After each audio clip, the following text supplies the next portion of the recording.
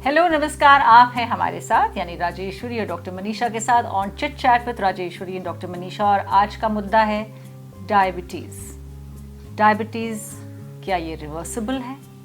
Diabetes किस तरह सताता है और किस कदर सताता है, जानते हैं डॉक्टर मनीषा से।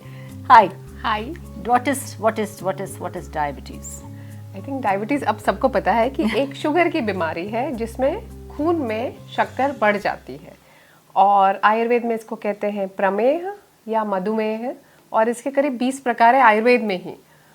प्रमेह इज जहाँ पे बार बार एक्सेसिव यूरिनेशन होता है, और मधुमेह मतलब जहाँ यूरिन में ग्लूकोज या शर्करा जाने लगती है। और ये सारी प्रॉब्लम है क्योंकि आपके शरीर में कार्बोहाइड्रेट, फैट और प्रोटीन, इन तीनों का मेटाबॉलिज्म बिगड़ गया है। एक हार्मोन है इंसुलिन, या तो वो शरीर में कम बन रहा है या बन रहा है तो सेल्स ले नहीं रहे हैं। इस चक्कर में ग्लूकोज आप यूटिलाइज नहीं कर पा रहे हैं, और वो शरीर में खून में बहुत ज़्यादा हो गया है। ये बहुत सारा इन्फॉर्मेशन एक साथ मुझे मिला है। डायबिटीज़ को हम एक शब्द से जानते हैं, और यू आर सेइंग कि आयुर्वेद में इसके कई नाम हैं और कई प्रकार हैं। हाँ, ये ऐसा क्यों? क्या उस ज़माने में ज़्यादा डायबिटीज़ होते थे? नहीं, डायबिटीज़ आई थिंक मिलेनिया से रहा है। ये अभी हम उसको शुगर चेक कर करके बता रहे हैं कि ब्लड में ये प्रॉब्लम है, पर डायबिटीज़ 5000 साल पुरानी बीमारी है। इसका वर्णन है, इसके प्रकार बताए गए हैं, इसके कारण बताए गए हैं, और इसको कैसे मैनेज किया जाए वो भी बताया गया है। और सबका रूट कॉज है शुगर। सबका रूट कॉज है कि शुगर जो है वो शरीर यूटिलाइज नहीं कर पा रहा है। तो मैं खाना खाती हूँ, खाना खाने के बाद जो खाने का मेटाबॉलिज्म पचता है तो उससे बनता है ग्लूकोज। अब ये ग्लूकोज रिक्वायर्ड है मेरी सेल्स की एनर्जी के लिए, जो मैं काम करती हूँ, सोचती हूँ, दौड़ती हूँ, भागती हूँ।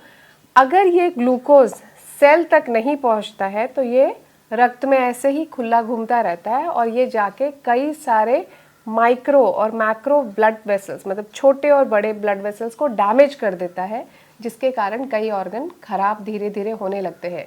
ये क्रॉनिक लाइफस्टाइल इशू है, एक दिन में नहीं पनपता। तो ये शुरुआत इसकी कहाँ से होती है? शुरुआत इसकी आपकी आदतों से होती है। जो टाइप 2 डायबिटीज़ है, पहले ये समझें कि डायबिटीज़ के प्रकार 3 प्रकार हैं। एक है टाइप 1 या जुवेनाइल, जिसको कहते थे पर अब नहीं कहते। टाइप 1 इज एक ऑटोइम्यून कंडीशन जहाँ पे आपका पैनक्रियाज, एक वो ऑर्गन है जो इंसुलिन बनाता है, उससे इंसुलिन बन ही नहीं रहा है। तो शरीर में शुगर मेटाबॉलिज्म के लिए रिक्वायर्ड जो एंजाइम या हार्मोन है वो नहीं मिल रही है, तो शुगर नहीं पच रहा। ये है टाइप 1 डायबिटीज़, और इसको हम आयुर्वेद में आदि बल प्रवृत्ति या जेनेटिक कारणों की वजह से मानते हैं, और जो आज भी वही सत्य है। दूसरा type 1 is generally genetic. It is genetic. Okay, मतलब आपको ये हाँ मिला हुआ है विरासत में। दूसरा है टाइप 2 डायबिटीज, जो आप अपने हाथों से अपने तरफ लाते हैं। आपका लाइफस्टाइल, एक सेकंड सॉरी। अगर ये जेनेटिक है तो diabetes is also dependent on your genes, उसमें क्या ऐसा है? Diabetes is dependent on genes, क्योंकि आप जैसे जीन्स लेके ऑर्गन्स बनाएंगे, और वो ऐसा ऑर्गन बना जिसकी क्षमता ही नहीं है कि वो इंसुलिन बना पाए, क्योंकि जेनेटिकली उसमें एरर है, तो आपको तकलीफ होती रहेगी। देयर आर मेनी जीन्स जो इसमें म्यूटेटेड या नॉट ऑप्टिमाइज्ड परफॉर्मेंस में होती हैं। Okay, sorry, now type 2। Type 2 is type 2 मतलब कि आपने खाया पिया, आपकी लाइफस्टाइल जैसी है, आप कैसे सोते हैं, इन सब से धीरे धीरे इकट्ठा होके जो शुगर का मेटाबॉलिज्म बिगड़ता है उसको कहते हैं टाइप 2 डायबिटीज, जो कि 85 से 90% लोगों में पाया जाता है। और ये कितनी जल्दी शुरुआत हो जाती है इसकी? आप समझ लें, आजकल तो मैं 30 साल में भी देख रही हूँ, तो as early as late 20s up to 50s ये कभी भी हो सकता है। क्योंकि ये क्रॉनिक है और एक दिन में नहीं होता है, आप लगातार ऐसा मिथ्या आहार विहार, मिथ्या is wrong diet and lifestyle follow कर रहे हैं, जिससे कि धीरे धीरे अग्न्याशय या पैनक्रियाज से इंसुलिन की निर्मित नहीं हो रही है। इंसुलिन का मैं इतनी बार जिक्र कर रही हूँ, इंसुलिन वो ऐसी चीज़ है जो ग्लूकोज को सेल तक ले जाती है। जब तक इंसुलिन से चिपक के ग्लूकोज सेल के दरवाजे को नहीं ठकठकाता, सेल दरवाज़ा नहीं ओपन करता और ग्लूकोज उसके अंदर नहीं जाता है, इसलिए इंसुलिन बहुत मायने रखता है इसमें। तो ये टाइप 2 डायबिटीज़ में है और ये जनरली ये ओवरनाइट नहीं होता, मतलब आपने कई सालों तक अपने शरीर को कष्ट दिया है अलग अलग ढंग से कि यहाँ तक पहुँचा है। क्योंकि आजकल इतने लोगों को ये हो रहा है, कब से किस चीज़ का ध्यान रखना चाहिए? बहुत अच्छा क्वेश्चन है, क्या क्या चीज़ का ध्यान रखें। एक तो आज से सुखम, एक जगह बैठे रहना इस डिजीज़ को निमंत्रण देना होता है। तो सेडेंट्री लाइफस्टाइल नहीं होनी चाहिए। स्वप्न सुखम, स्वप्न सुख इस आप बहुत ज़्यादा सो रहे हैं या दिन में सो रहे हैं या जो 7 से 8 घंटे की नींद है उसको ज़्यादा ले रहे हैं, या बहुत लग्जूरियस लाइफस्टाइल है आपकी कि मैक्सिमम टाइम आपने लेट के बिता दिया। तो ये तीसरा है कि एक्सेसिव इनटेक ऑफ डोमेस्टिक या एक्वेटिक एनिमल्स, उनका आप सूप या जो भी क्यूजीन्स खाते हैं उसकी वजह से। मिल्क एंड मिल्क प्रोडक्ट्स, पयांसी, पयांसी is excessive intake of basically paneer and milk products. Then नए अन्न, नवान्न पानम, नव अन्न इज ये हार्वेस्ट होने के 1 साल बाद अन्न को उपयोग करना चाहिए, क्योंकि वो पचने के लिए लघु या इजी हो जाता है। जिसे हम कहते हैं पुराने वाले चावल और अच्छा हाँ, पुराना गेहूं, पुरानी दाल तो नहीं, पुराने शुष्क धान्य, चावल और गेहूं और जौ। कमिंग टू द पॉइंट, जब नए नए होते हैं तो ये काफ़ी गुरु होते हैं, हैवी होते हैं, वाटर कंटेंट ज़्यादा होता है, डाइजेशन के लिए डिफ़िकल्ट होते हैं। न्यूली फर्मेंटेड वाइन और अल्कोहल कि आपने घर में ब्रू कर ली और आपने उसको एजिंग नहीं होने दी एंड आपने उसको ग्रहण किया, तो भी वो डायबिटीज़ का कारण है। उसके अलावा गुड़ वैकृतम च, गुड़ इज जैगरी, तो जैगरी कितना ही अच्छा हो पर उसको आप एक्सेसिव उपयोग करेंगे तो आपको शुगर की तकलीफ हो सकती है। तो मतलब जो सोच रहे हैं कि हम चीनी नहीं खाते, we given up sugar but we are having gur, you can not have gur and से कि वो खा सकते हैं। हाँ, गुड़ थोड़ा सा डिफिकल्ट है डाइजेस्ट करने में, विंटर फूड है, वार्मिंग फूड है, मिनरल्स बहुत होते हैं, पर आप इसका रेगुलर उपयोग ना करें। तो ये तो बेसिक जो खाने पीने का जो हम कहते हैं एक्सेस में वैसे ही नहीं होना चाहिए, तो ये एक प्रॉब्लम है। एक्सरसाइज करना चाहिए। So type 1 which is hereditary, type 2 जो आपके लाइफस्टाइल से और खान पान से हुआ, टाइप 3 शुड बी जेस्टेशनल, या जो गर्भवती महिला को जब वो 3rd ट्राइमेस्टर में उसके शुगर चेक किए जाएं और वो बढ़ी हुई निकले तो उसको जेस्टेशनल डायबिटीज़ कहते हैं, और उसका कारण भी आहार विहार है। पर अगर मदर को जेस्टेशनल डायबिटीज़ है तो chances are very very high कि बच्चे को कुछ सालों बाद डायबिटीज़ हो सकता है। इसलिए जेस्टेशनल डायबिटीज़ जब महिला प्रेग्नेंट हो तो अपने खान पान का पूरी तरह से ध्यान रखे। और ये सुनते थोड़ी मतलब घबराहट सी हो जाती है, पर जब ऐसा होता है ये देखा गया है कि after the delivery of the child वो हट भी जाता है ना, तो इससे कोई कॉम्प्लिकेशंस भी होती हैं इन प्रेगनेंसी? नहीं।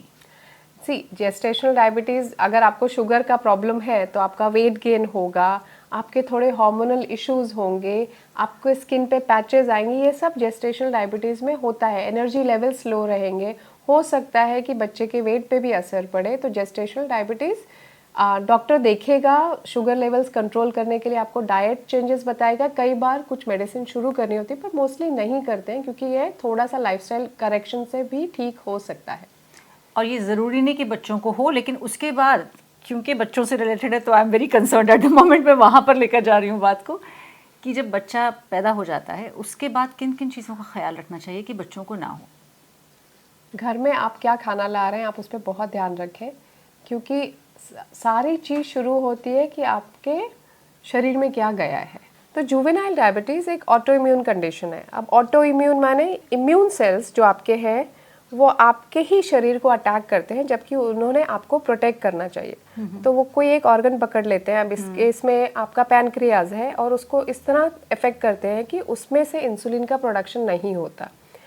ये इम्यून सिस्टम डिसऑर्डर है जिसके लिए इम्यूनिटी करेक्शन बहुत ज़रूरी है, और ये इम्यून सिस्टम डिसऑर्डर ट्रिगर ही तब होते हैं जब आपके शरीर में जो जेनेटिक कोडिंग है उसको या तो एनवायरमेंटल या तो आपके लाइफस्टाइल फैक्टर्स डैमेज करते हैं, या तो आप अपने पेरेंट्स से लेके आए हैं, और ये कभी भी आपको दिख सकता है। Auto immune condition can manifest at any stage of your life. So with a child आपको ये पहले से ही केयरफुल होना पड़ेगा कि आप बच्चे को क्या खाने के लिए दे रहे हैं, बच्चे को एक्सरसाइज पूरा मिल रहा है, तो बेसिकली लाइफस्टाइल बहुत करेक्टेड रखनी पड़ती है। हाँ, और बच्चों के लिए क्या रेगुलर टेस्टिंग करनी चाहिए उस वक्त पीरियोडिकली? अगर आपको डायबिटीज़ रहा है जब आप प्रेग्नेंट थे, तो आपका पीडियाट्रिशियन आपको गाइड करता रहेगा कि आपको क्या क्या करेक्टिव मेजर्स लेने हैं। ज़रूरी नहीं है कि आपके बच्चे को वो हो, पर अगर ऐसी कोई कंड्यूसिव एटमॉस्फेयर मिल जाता है तो कई बार ये चीज़ें दिखाई दे जाती हैं। It is not a mandate कि ये होगा ही। So you just keep your lifestyle corrected, और करेक्शन में कि आपका खाना हेल्दी हो, आपका खाना टाइम पे हो, आपका खाना उस तरीके का हो कि जो फुल्ली नरिशिंग हो, एंड आप जंक से जितना दूर रह सकते हैं उतना रहें। ये हमें मालूम पड़ गया कि डायबिटीज़ क्या बीमारी है, लेकिन जब बहुतों को ये बीमारी होती है आसपास, तो इसको बहुत लाइटली भी लिया जाता है कि अरे इसको भी है, इसको भी है, ठीक है ना, होता है, आजकल सबको ही होता है। हाँ। पर एक्चुअली डायबिटीज़ कितनी डेंजरस बीमारी है? Diabetes is a silent killer, और इंडिया में India is the capital of diabetes, क्योंकि समहाउ हम वो जनरेशन है जो ओवरफेड और अंडर नरिश्ड है, और इसका मैनिफेस्टेशन लाइफस्टाइल डिजीज़ में होता है, जिसमें से एक है डायबिटीज़। मतलब हमारे को खाना अच्छा खासा मिल रहा है, लेकिन वो खाने से जो सही न्यूट्रिएंट्स हमें मिलने चाहिए वो हमारे अंदर नहीं जा रहे। ये जो शुगर घूम रहा है ब्लड स्ट्रीम में, ये जाके, मैंने पहले कहा कि छोटे और बड़े ब्लड वेसल्स को डैमेज करता है, और ये डैमेज ऑर्गन डैमेज क्रिएट करता है। अब इसमें कौन कौन से ऑर्गन इफेक्ट होते हैं? सबसे पहला है आपका किडनी, क्योंकि वो आपके यूरिन को बार बार बाहर निकाला है। शुगर जहाँ बढ़ेगी वहाँ एक्सेसिव यूसेज ऑफ किडनी के सेल्स होता है, तो kidney is damage, that is known as nephropathy. दूसरा, the blood vessel damage. Blood vessel जब डैमेज होने लगते हैं तो they lead to inflammation and neuropathy. So it can go to your heart, it can go to your feet. जो आपको tingling, numbness है, ये सारी चीज़ें आपको न्यूरोपैथी में दिखती हैं, because nerves and vascular tissues are damage. And तीसरी चीज़ है आईज, जो मेजरली डैमेज होती है। Diabetes can even lead to blindness if you're not careful about it, and this condition is known as retinopathy, where your retina is damaged because of excess sugar. Isn't glaucoma the same thing? नहीं। No, okay. So मतलब आपकी आई site को problem है, आपकी heart को problem है, आपकी nerves को प्रॉब्लम है, आपकी किडनीज को प्रॉब्लम है। अच्छा, बहुत बार ऐसे लोग पूछते हैं आपको शुगर है, डायबिटीज़ है, कहते हैं नहीं शुगर है लेकिन डायबिटीज़ नहीं है। इसका क्या मतलब होता है कि शुगर है लेकिन डायबिटीज़ नहीं है? तो शुगर कई बार ट्रांजिएंट बड़ा होता है कि कभी कुछ ऐसा हो गया, आपको चोट लगी, चोट रिपेयर हो रही है, आपने कुछ दवाइयाँ खाई तो थोड़ी देर के लिए बढ़ा होता है। या आप प्री डायबिटिक होते हैं, जिसको मेटाबॉलिक सिंड्रोम कहते हैं, कि आपको थोड़ी ओबेसिटी है, हल्का सा शुगर राइज है, थोड़ा सा बीपी हाई है, बट अभी भी ये पूरी तरह डायबिटीज़ में तब्दील नहीं हुआ है, बिकॉज ऑर्गन्स इन्वॉल्व नहीं है। तो मतलब अपनी तसल्ली के लिए इन तो शुगर आया था लेकिन डायबिटीज़ नहीं है, हम इसको संभाल रहे हैं अभी, ये बेसिकली वो फंडा है। ये आई थिंक वो लोग हैं जिनको मिला तो है शुगर, बट अभी तक वो या तो डॉक्टर के पास पहुंचे नहीं हैं, या उनको लग रहा है कि वो लाइफस्टाइल से ठीक कर रहे हैं। तो शुगर तो बढ़ा हुआ, फास्टिंग शुगर बढ़ा हुआ है, और उसके 2-3 कारण हो सकते हैं। अगर वो ट्रांजिएंट फेज में है और प्री डायबिटिक स्टेज में है तो चांसेस हैं कि वो इधर ही रोकथाम उसकी कर सकते हैं। हाँ, तो मेरा सवाल सबसे पहला, क्या बहुत मीठे की क्रेविंग होना ये दिखाता है कि आपको शुगर हो सकता है?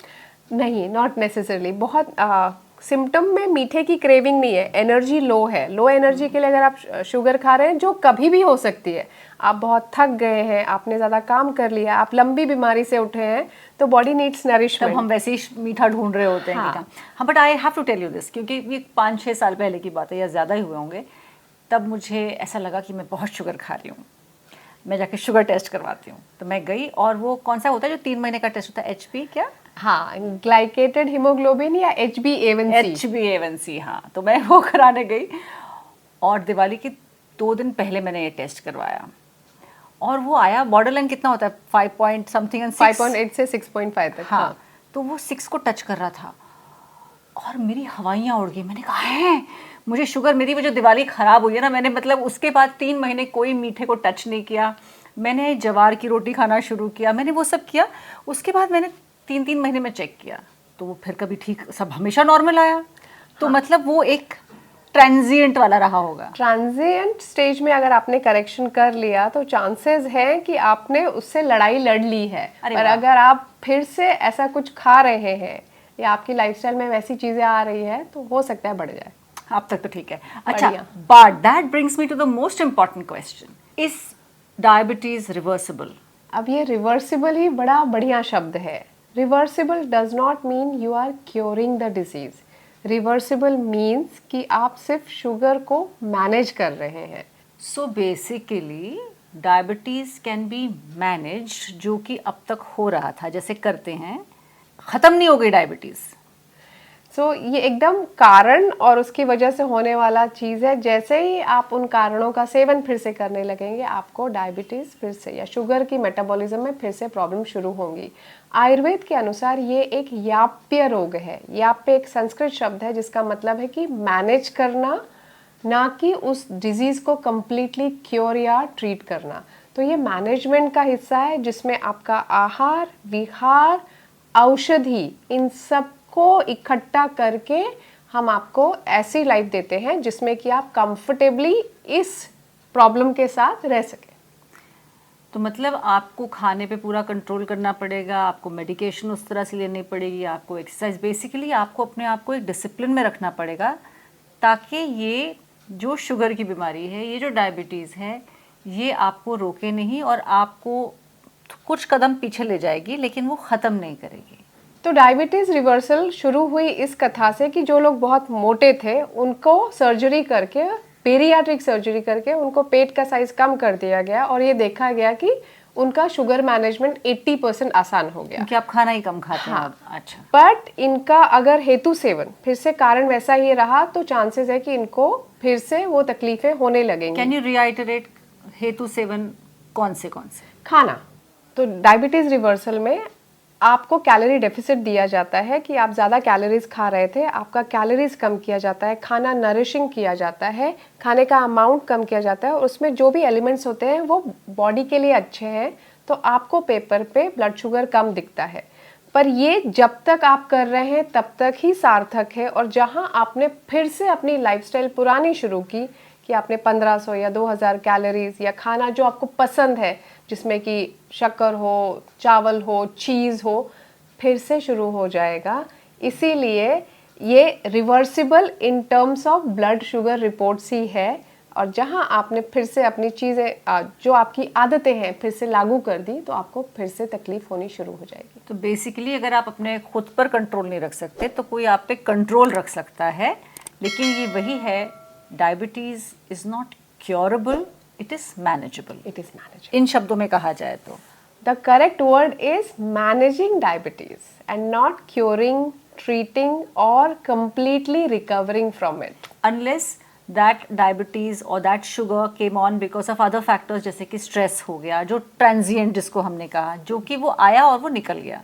पर इसका मतलब ये कि आप नज़र रखें, कभी आगे चल के 10 सालों में, 15 सालों में हो भी सकता है। बिल्कुल हो सकता है। अच्छा, एक और मिथ या फैक्ट कि एक बार आपने डायबिटीज़ की दवाएं शुरू कर दी तो वो आपकी जान नहीं छोड़ता, आपको ज़िंदगी भर दवा लेनी पड़ेगी, या इंजेक्शन आपने ले लिए इंसुलिन के शॉट्स तो फिर तो भैया ख़त्म, फिर आपकी वो डोजेज बढ़ती ही जाएगी, कम कभी नहीं होगी। तो इसके पहला आंसर, इंसुलिन टाइप 1 डायबिटीज़ में ज़रूरी है बिकॉज उनका बॉडी इंसुलिन नहीं प्रोड्यूस कर रहा, तो उनका इंसुलिन किसी भी चीज़ से कम नहीं होने वाला है। पर एक सस्टेन डोज या यूनिट आप सालों मेंटेन कर सकते हैं। ये जवाब। टाइप 2 डायबिटीज़ में अब आपको, चूँकि ये थोड़ा सा आलसी लोगों की बीमारी है जहाँ आपका खुद पे कंट्रोल नहीं है, तो आपकी दवाइयों की क्वांटिटी बढ़ती जाती है। तो आपको करेक्ट सिर्फ ये करना है, मैनेज सिर्फ ये करना है कि अपनी आदतों पे काबू रखें। आप अच्छा खाएं, अच्छी तरह सोएं, एक्सरसाइज करें, तो चांसेस बहुत कम है कि आपकी डायबिटीज़ की मेडिकेशन बढ़ेंगी या आप इंसुलिन तक पहुंचेंगे, अनलेस आप किसी सर्जरी में जा रहे हो और उस वक्त थोड़े दिनों के लिए आपको ऐसी कोई ज़रूरत पड़ी हो। और इंसुलिन इंजेक्शन अगर लेना शुरू कर दिया तो फिर वो हमेशा के लिए हो गया, ऐसा है? ऐसा भी नहीं है। कहा ना कि ये सारी आदतों की बीमारी है। आप आदतों को थोड़ा कंट्रोल में रखें तो इंसुलिन अगर शुरू भी किया है तो धीरे धीरे कम हो सकता है। और इस सब का मतलब ये भी है कि आपको एक बार जो दवा डॉक्टर ने प्रिस्क्राइब की है तो इसका मतलब ये नहीं कि आप सालों साल उसी डोज पर चलते रहें। आप वापस पीरियोडिकली हर 6 महीने में डॉक्टर को अपनी शक्ल दिखाएं, अपने रिपोर्ट्स दिखाएं, ताकि वो आपको मैनेज कर सकें। हो सकता है कि आपकी दवा कम हो जाए और इंजेक्शन शायद छूट भी जाए, पॉसिबिलिटी बिल्कुल है। और ये इंसुलिन शॉट्स अगर आपने ज़्यादा ले लिया, इन द सेंस कि अब आपको उतनी दरकार नहीं है और आप डॉक्टर के पास गए नहीं और आप वही पुराना डोजेज ले रहे हैं, तो उससे नुकसान क्या हो सकता है? उससे बहुत नुकसान हो सकता है। अचानक आपका शुगर इतना लो हो जाएगा कि चांसेस है कि आपको चक्कर आ जाए, आप गिर जाएं, आपकी एनर्जी लेवल्स लो हो जाएं, और इसका इमीडिएट इलाज शुगर है। अगर आपको ऐसा लग रहा है कि चक्कर आ रहे हैं या आपको ठीक नहीं लग रहा है तो प्लीज़ अपने डॉक्टर से तुरंत मिलें, क्योंकि इंसुलिन डोज कम होना चाहिए अगर आपने अपनी आदतें करेक्ट कर ली हैं तो। इससे पहले कि मैं ये पूछूं कि आयुर्वेद में इसका क्या इलाज है, जो डाइट की बात की, लोग कहते हैं चावल, आजकल कहते हैं कि पहले कहते थे कि चावल बिल्कुल नहीं खाना चाहिए अगर शुगर की प्रॉब्लम है, लेकिन आजकल कहते हैं गेहूं से बेहतर चावल है, वो इजीली और क्विकली डाइजेस्ट हो जाता है। इस पे थ्रो सम लाइट। तो चावल इतने बुरे नहीं है, पर जो बहुत पॉलिश्ड राइस है, वाइट राइस का कोरिलेशन है शुगर बढ़ाने में। गेहूं का ऐसा अभी तक कोई कोरिलेशन नहीं आया कि उससे शुगर बढ़ता है, बट काफ़ी लोग गेहूं बंद कर देते हैं। पर चावल अगर आपका शक्तिशाली और लाल चावल जो है, अनपॉलिश राइस है, तो आप बिल्कुल थोड़ी मात्रा में, again portion size is the matter, आप उसको कम मात्रा में एंजॉय करें। तो ऐसा भी है कि जिनको शुगर है उनको थोड़े थोड़े वक्त पे खाना चाहिए, इज दैट बेटर? अगर उनको रिक्वायरमेंट है वैसी, वरना ऐसी कोई ज़रूरत नहीं है कि आप हर 2 घंटे पे खाएं। आप दिन में 3 मील्स लें, वो भी काफ़ी है। आपको थोड़ी थोड़ी देर पर खाना नहीं खाना है। Walking is suppose to be very good, चलना उनका बहुत ज़रूरी है। बिल्कुल। इनफैक्ट बाकी टाइम चले नहीं चले, जब जब आपने खाना खाया हो उसके बाद 100 कदम ज़रूर चले। इसको शतपावली कहते हैं, और स्टडीज़ बताते हैं कि इसको करने से आपका मेटाबॉलिज्म और शुगर मेटाबॉलिज्म इम्प्रूव होता जाता है and you feel much more healthier. तो आयुर्वेदिक इलाज क्या कहता है इसका, कि जब मतलब मुझे वहाँ से बताना कि अगर शुरुआती दौर हो आपके शुगर का, तब से लेकर जिनको ऑलरेडी है प्रॉब्लम, उनको क्या करना चाहिए? तो मेहेशु, धात्री, निशा, ये 2 ऐसे हर्ब्स हैं जिनकी रिक्वायरमेंट आपको है अगर आपके फैमिली हिस्ट्री है और अगर आप नए नए डायबिटीज़ से डायग्नोज हुए हैं। मेहेशु इज़ प्रमेह, धात्री इज़ आंवला और निशा इज़ हल्दी। तो सुबह सुबह 20, अभी तो सीज़न भी है, तो आंवला का जूस 20 ml और उसमें 1 छोटा चम्मच हल्दी डाल के उसके शॉट्स पी लें खाली पेट सुबह, एंड आपका मेटाबॉलिज्म सुधरने लगेगा। देयर आर स्टडीज विच से कि इट रिड्यूसेस इंसुलिन रेजिस्टेंस और आपका ग्लूकोज मेटाबॉलिज्म सुधारता है। इन दोनों का मिक्सचर। और क्या ले सकते हैं? आप खाने में चेंजेस करिए, आप तो पोर्शन साइज कम ही करिए। उसके अलावा जौ को अपना दोस्त बनाइए, चने दाल, चने का आटा, सत्तू, चावल पर अनपॉलिश्ड राइस, गेहूं आप खा सकते हैं। दालों में आप उड़द छोड़ के बाकी सारी दालें खा सकते हैं। मूंग सबसे पथ्य है, पर अरहर में भी कोई दिक्कत नहीं है। सब्जियां वो खाएं जिसमें थोड़ी बिटरनेस ज़्यादा हो और स्टार्च कम हो। तो उसमें हो गया आपका ड्रम स्टिक्स, उसमें हो गया आपके लीफी वेजिटेबल्स, उसमें हो गई परवल। सूरन स्टार्ची है पर इट इज़ रिकमेंडेड। लौकी, कुष्मांड, ये सारी वेजिटेबल्स आप बिल्कुल आराम से खा सकते हैं। उसको छौंक के खाए, सूप बना के खाए। These are all rich sources of antioxidants, and ये एक ऑक्सीडेटिव स्ट्रेस की बीमारी है जिसमें इन सब चीज़ों का लेने से आपका सेल्यूलर मेटाबॉलिज्म बहुत अच्छा बना रहता है। आयुर्वेदिक मेडिसिन्स में ऐसी कोई दवा या गोली जो साथ में खाई जाती है? Does the doctor recommend anything कि जो किसी और मेडिसिन को रिप्लेस करे या उसके साथ लिया जाए? रिप्लेसमेंट तो मैं किसी चीज़ की नहीं बताती हूँ, पर शिलाजीत और उससे बनी हुई चंद्र प्रभावटी जो हम ग्लूकोज मेटाबॉलिज्म में बहुत इस्तेमाल करते हैं, वो एक है। दूसरा एक हर्ब है गिलोय या गुड़ुची। तो गुड़ुची के कैप्सूल या टैबलेट शुगर कंट्रोल करने में काफ़ी मददगार होते हैं। Ginger is super to reduce inflammation और आपका इंसुलिन सिक्रीशन बढ़ाने में मदद करता है। तो ये तो सिंपल चीज़ें हैं जो घर में अवेलेबल है। उसके अलावा मेथी दाना पे बहुत सारी स्टडीज़ हैं और ज़रूर उससे ग्लूकोज मेटाबॉलिज्म पे इफ़ेक्ट होता है, साथ में फैट कम होता है। ऑल्सो वो हाइपरटेंसिव लोगों के लिए उपयोगी है।